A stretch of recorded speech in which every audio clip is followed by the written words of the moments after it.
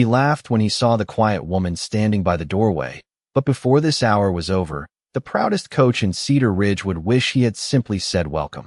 Iron Forge Training Center sat on the edge of town beside a hardware store and a tire shop, its black windows glowing under the late afternoon sun. Inside, heavy bags swayed from steel beams, sneakers squeaked across polished mats, and the sharp smell of disinfectant mixed with sweat and ambition. It was the kind of place where people came to prove something, and nobody carried that attitude more than Coach Brad Walker.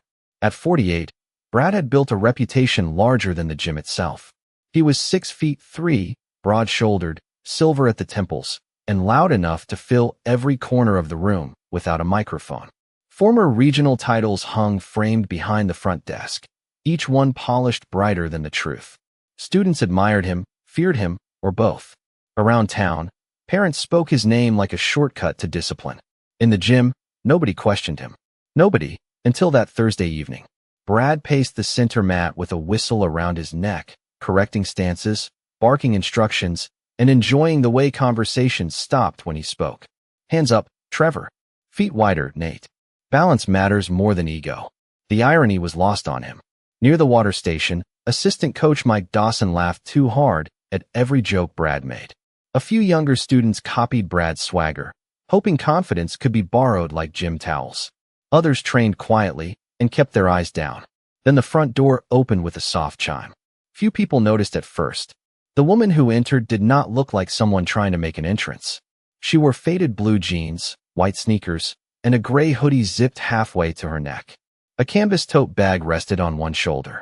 Her light brown hair was tied back in a low ponytail, practical and neat. She appeared to be in her mid-30s, calm-faced, with the kind of posture people overlook because it asks for no attention.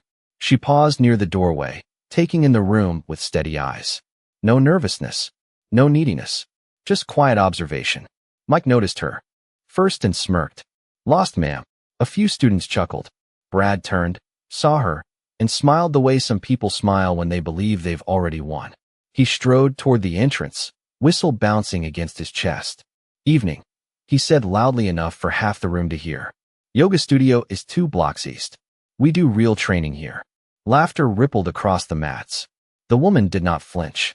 I'm looking for open mat hours, she said. Her voice was even, soft without weakness. Brad glanced at her jeans, then at the tote bag. Open mat is for members with experience. He tilted his head.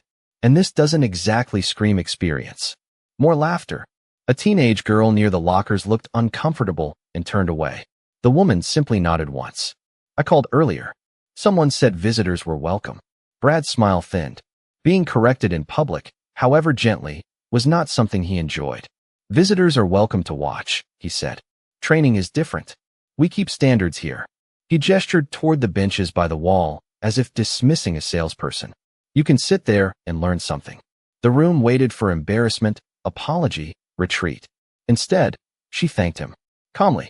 Then she walked to the bench, set down her tote bag, and sat with hands folded in her lap. No anger. No argument. No rush to prove anything. And somehow, that unsettled him more than defiance would have. Brad turned back to class, but his voice came out sharper now. The woman watched every drill in silence, eyes following footwork, posture, timing. Not casually, not curiously, precisely. Across the room, one older student narrowed his gaze as though trying to remember where he had seen that composure before. The gym kept moving, but something had changed the moment she entered. Arrogance was still loud, yet confidence had just taken a seat by the wall. Brad tried to reclaim the room the only way he knew how, by getting louder. He clapped his hands once, sharp enough to echo off the mirrored wall. Circle up, he ordered. Students jogged toward the center mat and formed a half ring around him. The woman remained seated on the bench, calm as before, watching without appearing to watch. Brad paced in front of the group like a man delivering wisdom from a mountain. A lot of people think discipline is something you buy with new gear and internet videos, he said, glancing toward the bench. A few students laughed on cue. Real skill is earned through sweat, repetition, and respect for the room. Mike Dawson nodded so enthusiastically it looked painful. Brad pointed to 2 younger men. Trevor, Nate, show the entry drill. They stepped forward, and began a clumsy sequence of grips and footwork. Brad interrupted every few seconds, correcting posture, repositioning elbows, adjusting distance. His authority depended on constant motion. Whenever the room grew quiet, he filled it with himself. On the bench, the woman sat with her hands loosely folded. She tracked angles, timing, balance shifts. Once, when Trevor leaned too far over his front leg, her eyes narrowed slightly. Nothing else moved. Lena Brooks, a college sophomore who had joined the gym 3 months earlier, noticed that expression. It was not criticism. It was recognition. Brad dismissed the pair and motioned for Mike. "Come here. Let us show them how it should look." Mike hurried forward, eager as always. They demonstrated a polished exchange, smooth enough to impress beginners and loud enough to entertain spectators. Brad ended with Mike off balance and spread his arms to the room. "Details matter," he said. "That is why we do not let random walk-ins jump onto the mat." More laughter. Lena did not join in. Neither did the older student near the far wall, a retired firefighter named Ron Mercer. Ron had spent decades around men who confused volume with strength. He watched the woman instead. There was something familiar in the stillness of her shoulders, the economy of attention. Brad caught the silence from the wrong people and decided to sharpen the show. "Ma'am," he called toward the bench. "You seeing anything useful yet?" Heads turned. The woman looked up. "Yes," she said. "Quite a bit." A few students snickered. Brad smiled thinly. "Then maybe you can tell us what Mike is doing wrong." The room expected retreat. Instead, she answered without hesitation. "He steps too narrow. When he changes direction, it costs him balance." Mike frowned. Brad laughed. "That is adorable." He waved Mike into motion again. They repeated the drill faster this time. On the second turn, Mike's feet crossed for half a second, and he stumbled just enough for everyone to notice. The laughter died in confusion. Brad's jaw tightened. "Again," he said. They repeated it. Mike corrected the step unconsciously and moved cleaner. The woman said nothing. She did not need to. Ron folded his arms. Lena's eyes widened. Brad forced a grin. "Lucky guess." He turned to the class. Even a broken clock gets something right twice a day. But the line landed flat. The room had felt the shift. Not victory. Not defeat. Something more dangerous to pride than either one. Doubt. Brad sensed it too. Men like him always did. He strode closer to the bench, whistle swinging against his chest. "You seem very confident for a visitor," he said. "Tell me something. Have we met before?" The woman met his stare with the same steady calm she had carried through the door. "No," she said. "But I have met coaches like you." A hush fell across the gym. Even the heavy bag in the corner seemed to stop moving. Brad had spent years controlling rooms with certainty, and certainty was beginning to slip through his fingers. He forced a laugh that sounded thinner than before and stepped back as if the exchange had amused him. "Coaches like me," he repeated. "Please enlighten us." The woman rose from the bench with no hurry at all. She stood average height, shoulders relaxed, hands at her sides, the posture of someone who never needed to announce confidence because it was already there. "People who confuse being respected with being obeyed," she said. No anger, no raised voice, just clarity. A few students lowered their eyes. Brad's smile hardened into something colder. "You come into my gym, criticize my staff, and lecture me?" he asked. "That is bold for someone who has not spent 1 minute on these mats." "I have spent plenty of minutes on mats," she replied. "Just not these." Mike stepped forward, eager to defend the throne. "Brad, come on. She is trolling you." He turned to the class with a grin. "Probably watched a few videos and thinks she is an expert now." Some laughed, but less than before. Lena did not. Ron did not. Even Trevor and Nate looked uncertain. The woman glanced toward the front desk where a waiver clipboard sat beside a bowl of protein bars. "You said visitors can watch," she said. "Can visitors train if they sign the form?" Brad saw the opening and grabbed it. If he could turn this into a public embarrassment, order would return. "Visitors can request a trial round," he said loudly. "If they are serious." He folded his arms. "You serious?" She nodded once. "Yes." Mike let out a short laugh. "This is going to be fun." Brad pointed to the clipboard. "Then sign in. Liability waiver. Standard rules." She walked to the desk, picked up the pen, and read every line before signing. That small act irritated Brad more than it should have. Most people rushed when they felt pressure. She slowed down. It made his urgency look childish. While she wrote, Whispers moved through the room like wind through leaves. Who is she? You know her? Maybe she used to train somewhere. Ron kept staring, memory tugging at him. He had once watched a regional tournament on television years ago, and something about the woman's calm focus kept pulling at the edge of recognition. She returned the clipboard neatly and set her tote bag beside the wall. Then she removed her hoodie, revealing a plain navy athletic top underneath. No flashy logos. No dramatic reveal. Just someone dressed to move. Brad scanned her for nerves and found none. All right, he said. Basic positional drill. Nothing intense. We keep things safe here. The room understood what he meant. He intended to expose her inexperience without crossing a line. Public humiliation polished into policy. Mike, Brad said, you first. Mike rolled his neck and bounced lightly on his toes, grinning at the audience.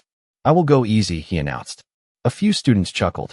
The woman stepped onto the center mat and removed her sneakers at the edge with deliberate care, placing them side by side. Then she walked barefoot to the middle and turned toward Mike. Her face remained unreadable. Brad blew the whistle. Once dramatic as ever. Start with grip control, he said. Show us fundamentals. But before anyone moved, the woman bowed politely from the waist. It was simple, respectful, precise. Ron's eyes widened. He knew that bow. Not from hobbyists. Not from weekend classes. From competitors. Real ones. He looked closer now, then at the line of her stance, the balanced distance between her feet, the way her hands floated relaxed but ready. Memory clicked into place like a lock finding its key. Ron inhaled sharply and muttered under his breath. No way. Across the mat, Brad heard him. Something to share, Ron? He asked. Ron did not answer right away. He was too busy staring at the woman everyone had mistaken for ordinary. Ron cleared his throat, but years of firehouse instincts told him to stay careful around fragile egos. Nothing, he said at first, though his eyes never left the woman. Brad smirked, taking silence as surrender. That is what I thought. He motioned impatiently. Mike, demonstrate control. Keep it simple.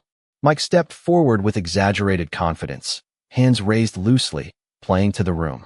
Do not worry, he said to her. I train beginners all the time. She gave a small nod. That should help you. A few students laughed before realizing she had not sounded nervous at all. Brad missed the shift. He was too focused on restoring his authority. Begin, he ordered. Mike reached in quickly, trying to establish an easy grip and steer her off balance. Instead, he found empty space. She had moved less than an inch, a subtle turn that changed everything. His hand slid past her shoulder while her feet stayed planted like they had grown from the mat. Mike blinked and reset. Some students straightened. That kind of movement was not beginner luck. He tried again, this time slower, more cautious. She met his wrist lightly, redirected the angle, and stepped away before pressure formed. No collision. No struggle. Just timing. Brad's jaw tightened. Commit, Mike. Mike flushed red and nodded. He circled once, then attempted a stronger entry. In a blink, his posture folded forward, and he had to take 2 stumbling steps to catch himself. Gasps rose around the room. She had not forced anything dramatic. She had simply borrowed his momentum and returned it with interest. Mike turned back, embarrassed now. Lucky footwork, he muttered. The woman said nothing. She did not need excuses or applause. Lena stared wide-eyed. Trevor whispered, Did you see that? Nate nodded without taking his eyes off the mat. Brad blew the whistle sharply. Reset. His voice carried strain now. Mike, use proper pressure. Mike inhaled, shoulders tense, then approached with greater care.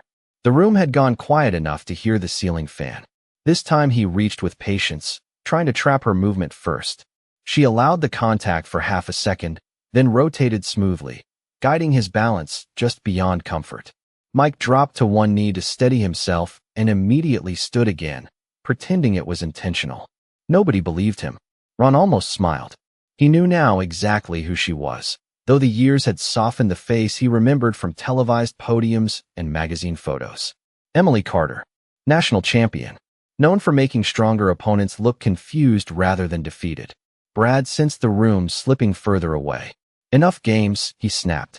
Stand up straight, Mike. I am standing, Mike muttered, humiliated. Brad stepped onto the edge of the mat. Move aside. Mike hesitated only a second before retreating. The class exchanged glances. When leaders become emotional, followers notice. Brad rolled his shoulders and faced Emily with a practiced grin. You have some basics, he said loudly. Good for you. But basics are not mastery. Emily tilted her head slightly. That is true. The answer, calm and agreeable, somehow sounded like a warning. Brad extended his hands. Let us see how you handle real pressure. Emily bowed again, just as respectfully as before. Brad did not bow back. Ron exhaled through his nose. Lena folded her arms, suddenly hoping the loudest man in the room would learn something useful. Brad lunged in with speed meant to impress students and overwhelm visitors. Emily shifted once, no wasted motion, and Brad had to plant both feet wider than intended to keep his balance. A murmur moved through the gym. Brad recovered instantly, but the damage was done. For the first time in years, Iron Forge had seen their coach look surprised. Emily stepped back to center, posture relaxed, eyes steady. She was not trying to embarrass him. That was what made it worse. The room no longer watched a lesson. It watched the truth arrive. Brad heard the murmur spread through his own gym, and nothing unsettled him more than whispers he did not control. He straightened his posture, forced a smile, and circled Emily with deliberate calm. Nice movement, he said loudly. But movement is easy when nobody knows how to apply pressure. Emily remained centered, feet balanced, breathing steady. Then apply it correctly, she replied. The words were simple, but they landed like a challenge. Several students exchanged looks. Mike stared at the floor, still flushed from his own embarrassment.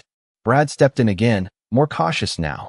He reached for wrist control, trying to trap her hands before she could redirect him. Emily met the contact lightly, turned her frame a few inches, and suddenly Brad was the one adjusting his footing again. No stumble this time, but enough that everyone saw the correction. The room went quieter. Brad pulled back and laughed too loudly. You are quick, he said. That works on people who panic. Emily nodded politely. And what works on pride? A few students covered smiles. Lena did not bother hiding hers. Brad's ears reddened. He moved forward a third time, now using strength instead of strategy. The result was worse. Emily guided the line of pressure away from center, stepped beside him, and left him turning toward empty space. He recovered fast, but recovery was becoming the story. Ron folded his arms tighter. He had seen enough to know what came next whenever ego ignored evidence. Brad stopped circling and glared. Who exactly are you? He asked. Emily looked at him for a long second, not with contempt, but with the patience adults reserve for children making avoidable mistakes. Someone who came to train, she said. You made it something else. That sentence hung in the air heavier than any insult. Brad glanced around the room and saw faces he was not used to seeing, doubtful ones. Respect built on fear always trembles when witnesses stop being afraid. He needed control back immediately. Everybody listen up, he announced, turning to the class. There is a difference between tricks and fundamentals. I am showing you why experience matters. But even he no longer sounded convinced. He squared himself once more and approached carefully, trying to mask frustration as professionalism. Emily did not move first. She never needed to. Brad reached, shifted, pressed, searching for an opening that kept disappearing. Each time he thought he had angle or leverage, she changed the picture with one calm adjustment. Inches became lessons. Seconds became embarrassment. Finally, Brad stepped away and blew the whistle sharply, ending the exchange himself. Enough, he snapped. You have some background. Congratulations. No one moved. No one spoke. The gym had learned more in 5 minutes than in months of speeches. Lena raised a hand timidly. Coach, if she has background, what kind? Brad ignored her. Ron did not. National level, he said. Heads turned. Brad's face tightened. What are you talking about? Ron looked directly at Emily, then back to the class. I knew I recognized her stance. Emily Carter. Won nationals. Twice, if memory serves. A collective hush swept the room. Trevor's mouth fell open. Nate whispered, no way. Mike looked as if the mat had vanished beneath him. Brad stared at Emily, searching for denial he would not receive. Emily simply picked up her tote bag from the wall and slung it over one shoulder. Once, she said gently to Ron. I won once. The second year I took silver. Ron smiled despite himself. Still more than most of us ever will. Brad swallowed hard. Every framed certificate behind the desk suddenly looked smaller. Emily stepped toward the exit, then paused. Without raising her voice, she spoke to the room. A good gym teaches skill. A great gym teaches humility too. Nobody laughed this time. Nobody even shifted. She opened the front door, and cool evening light spilled across the mats. Brad remained in the center of the room, surrounded by students who had just seen confidence without cruelty and authority without volume. And for the first time since Iron Forge opened, Coach Brad Walker had nothing useful to say. The front door closed softly behind Emily, yet the sound seemed to echo longer than any whistle Brad had ever blown. Cool evening air slipped in for a moment, and then was gone, leaving Iron Forge strangely still. Nobody rushed back to drills. Nobody asked for the next instruction. Students stood where they were, staring either at the door or at the man in the center of the mat, who suddenly looked much smaller than 6'3". Brad cleared his throat. "All right," he said, forcing briskness into his voice. "Water break is over. Back to work." No one moved for 2 full seconds. It was a short silence, but in leadership it can feel like a mile. Trevor finally jogged toward the wall, more from habit than respect. Nate followed. Others drifted slowly, their eyes thoughtful now. The spell had broken, and everyone knew it. Mike stepped beside Brad and lowered his voice. "You want me to look her up online?" Brad shot him a glare sharp enough to end the sentence. "I do not need help with a visitor." But he did. He needed the room to forget what it had seen. He needed certainty back. He blew the whistle again. Partner drills. Controlled pace. Students paired off, though energy had changed completely. The usual eagerness to impress Brad was gone. People trained, but they also talked in low voices. Lena partnered with another student and whispered, "Did you see how calm she was?" Her partner nodded. "I have never seen Coach miss steps like that."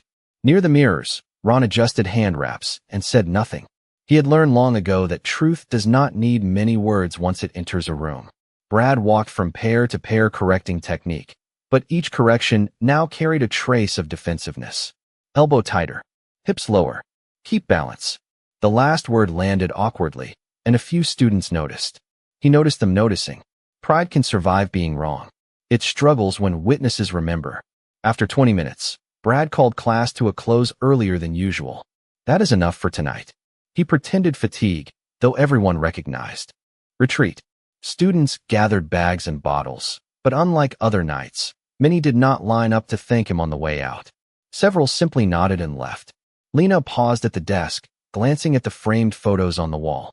"Coach," she asked carefully, "if someone with that much experience walked in, why did you treat her like that?" Brad busied himself stacking towels. "Because this is my gym, and I decide standards." Lena held his gaze a second longer, disappointed rather than impressed. Standards should start with manners. Then she walked out. Mike muttered, "Kids these days." Ron picked up his duffel bag and passed the desk last. "For what it is worth," he said calmly. She was polite from the second she entered. Brad did not answer. Ron nodded once and left. Soon the gym was empty except for the hum of lights and the soft sway of a heavy bag no one had touched. Brad stood alone in the middle of the mat, staring at the front door. He replayed every moment and edited none of it kindly. The jokes, the smirks, the missed footing, the room turning away from him inch by inch. On the bench by the wall, something small caught his eye. A folded white towel. Emily must have left it behind. He picked it up and found a business card tucked beneath it. Plain lettering. Emily Carter. Carter Youth Grappling Foundation. Free self-defense and confidence programs for girls ages 12 to 18. Brad read it twice. No bragging titles. No mention of championships. Just service. He sat down slowly on the same bench where he had told her to go watch and learn. Outside, a car started and drove away. Inside, the loudest man in the building finally heard the lesson. Brad did not sleep much that night. The business card sat on his kitchen counter beside unopened mail and a protein shaker bottle he never washed on time. Each time he passed it, the plain black lettering seemed to grow louder. Carter Youth Grappling Foundation. Free self-defense and confidence programs for girls ages 12 to 18. No trophies listed. No titles. No attempt to impress strangers. Just purpose. By 6:30 the next morning, Iron Forge usually echoed with early members chasing discipline before work. Brad unlocked the front door in the gray light and stood there longer than normal. The gym smelled the same, looked the same, sounded the same when the lights clicked on. Yet it did not feel the same. He noticed things he had ignored for years. the torn vinyl on an old bench, dust along the trophy shelf, the nervous glance new students gave the room when they first entered. He heard his own past tone in the silence. Mike arrived 20 minutes later carrying coffee and confidence. "Morning," he said. "Crazy night, huh? People will forget by next week." Brad did not answer immediately. He was wiping down the front desk himself, something Mike had never seen. "Will they?" Brad asked. Mike shrugged. "Sure. We can post clips of class, run a promo, maybe remind people who built this place." Brad looked at the framed photos behind the desk. Younger versions of himself grinning beside medals and men who no longer called. "That might be the problem," he said quietly. Mike laughed, assuming a joke. When none followed, he stopped. Members trickled in for the 7 o'clock class. Usually Brad greeted them with volume. Today he simply nodded. Lena entered last, surprised to see him setting out loaner towels in neat stacks. She signed incautiously, as if approaching a dog that had bitten someone yesterday. Brad noticed. That stung more than he expected. Class began with stretches. Brad stood in front of the room, then paused. Everyone waited for commands. Instead, he said, "Before we start, I need to address last night." The room went still. Mike stared. Lena crossed her arms. Ron, who had come for open mat, leaned against the wall with unreadable eyes. Brad swallowed once.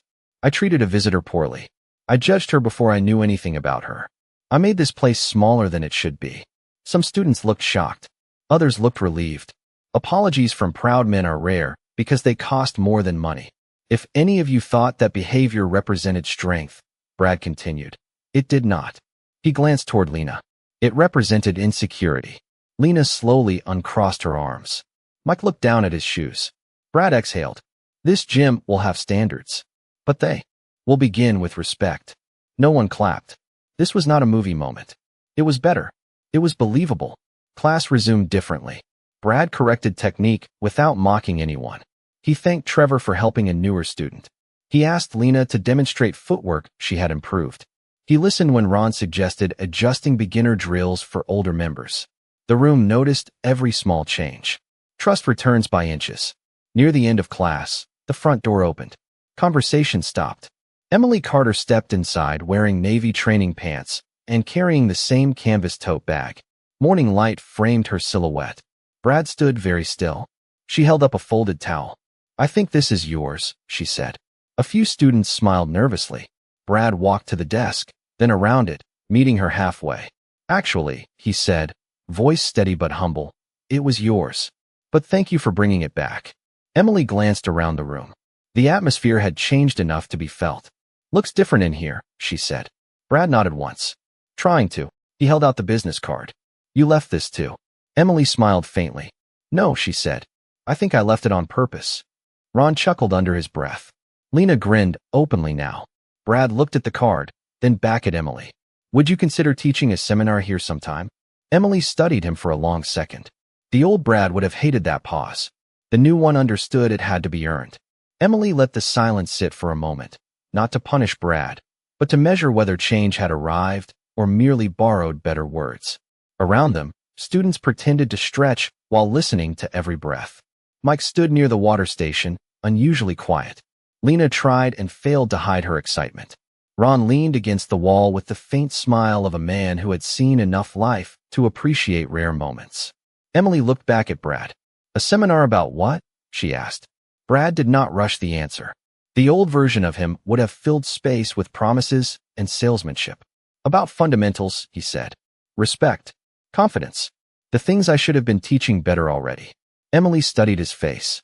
Pride was still there, but now it stood beside honesty instead of in front of it. "That is a better answer than I expected," she said. A few students chuckled softly. Brad accepted the jab with a nod. "I have had a full day for reflection." Ron muttered. "Felt longer than a day." This time, even Brad smiled. Emily set her tote bag by the desk. "I can do Saturday morning," she said. The room brightened instantly. Lena actually clapped once before covering her mouth. Mike looked around, realized nobody else objected, and managed an awkward thumbs up. Brad extended his hand. "Thank you." Emily shook it briefly. "Do not thank me yet," she replied. "You might regret inviting someone who gives homework." By Saturday, word had spread beyond Iron Forge. Cars lined both sides of the block by 8:30 in the morning. Parents brought teenagers. Beginners came early to claim mat space. A few people from neighboring gyms arrived out of curiosity. Some wanted technique. Some wanted gossip. Most left with something better.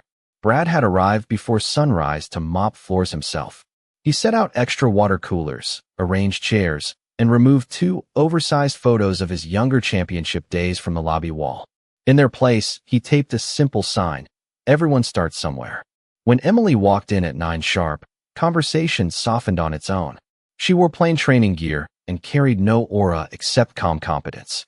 Brad met her at the entrance. "You have a full house," he said. Emily glanced around. "Then let us make sure they came for the right reason." She stepped onto the mat and gathered everyone into a semicircle. "Before skill," she began, "comes safety. Before confidence comes humility. Before winning comes learning how to lose well." Her voice was not loud, yet every person heard her. For the next 90 minutes, she taught movement, balance, awareness, and posture. She praised effort more than talent. She corrected gently but precisely. When a nervous teenager apologized for making mistakes, Emily smiled and said, "Mistakes are tuition. Pay them gladly." Brad stood at the edge of the mat taking notes like a beginner. Students noticed. That mattered almost as much as the seminar itself. During a break, Lena approached Emily. "How did you stay so calm the other night?" Emily handed her a water bottle. "Because anger hands control to other people," she said. "Calm keeps it with you." Lena nodded as if storing the sentence for years to come. Mike eventually stepped forward too, rubbing the back of his neck. "I was rude," he admitted. "I followed the wrong example." Emily shrugged lightly. "Then choose a better one now." He looked genuinely relieved. Near the end, Emily invited volunteers to demonstrate simple drills. She called Lena first, then Trevor, then a shy 12-year-old girl who had been hiding behind her mother all morning. By the time class ended, that same girl was smiling in the center of the mat.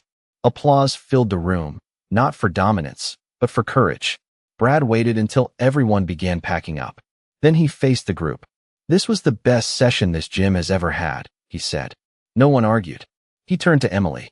"You exposed a lot of weaknesses here." Emily picked up her tote bag. "Good," she said. "Now you can strengthen them."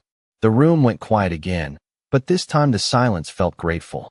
In the weeks that followed, Iron Forge changed in ways no fresh paint or new equipment could have accomplished. The trophy shelf still stood near the front desk, but it no longer felt like the heart of the building. Brad moved the framed photos from the lobby to a back hallway and replaced them with student achievements instead.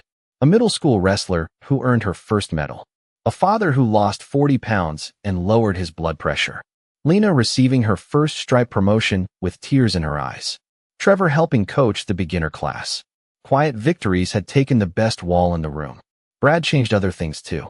New members were greeted at the door by name whenever possible. Trial visitors trained for free their first week. No one was mocked for age, size, nerves, or inexperience. If someone laughed at another student, they sat out and watched. "We do not train ego here," Brad would say. Months earlier, the sentence would have sounded impossible coming from him. Now it sounded practiced because he meant it. Emily returned twice a month, never with fanfare. Sometimes she taught seminars. Sometimes she simply joined open mat, helped beginners, and left before anyone could turn her into a legend. She refused payment each time and asked instead that Iron Forge sponsor scholarships for girls who could not afford training fees. Brad agreed without negotiation. The first scholarship student was the shy 12-year-old from the seminar. Her name was Mia Hernandez, and by spring she walked through the doors with shoulders higher and eyes brighter than when she first arrived hiding behind her mother. One rainy Tuesday evening, Brad noticed Mia lingering near the entrance while 2 older boys snickered at her borrowed gear. Months ago, he might have ignored it or barked at them for discipline. This time he walked over calmly and handed Mia a brand new gym hoodie with the Iron Forge logo across the chest. Then he turned to the boys. "Strength protects," he said. "It does not belittle." They apologized before class even started. Ron watched from the bench and smiled into his coffee cup. Lena eventually became one of the most reliable assistant instructors in the gym. She taught beginners with patience and remembered every nervous face because she had once worn one herself. When new women joined and apologized for being inexperienced, Lena repeated Emily's words almost exactly. Everyone here started somewhere. Mike changed too, though slower. Pride leaves by inches. He stopped performing for laughs and started asking better questions. One night after closing, he admitted to Brad, "I thought being tough meant never looking foolish." Brad locked the front door and handed him a broom. "Sometimes it means surviving the moment you realize you were." They cleaned in silence after that, the useful kind. A year after Emily first walked through the doorway in jeans and white sneakers, Iron Forge hosted a community open house. Families filled the mat space. Children practiced balance drills. Parents signed waiver forms. Music played softly from a speaker no one needed to hear over shouting anymore. Brad stood near the desk greeting arrivals when Emily entered carrying the same canvas tote bag. Some things did not need upgrading. He smiled when he saw her. "You started all this," he said. Emily looked around at the crowded room. The laughter, the beginners learning beside advanced students, the scholarship board nearly full. "No," she replied. "I only exposed what was in the way." Brad nodded slowly. He understood now. People often call humiliation a turning point, but humiliation alone changes nothing. Honesty does.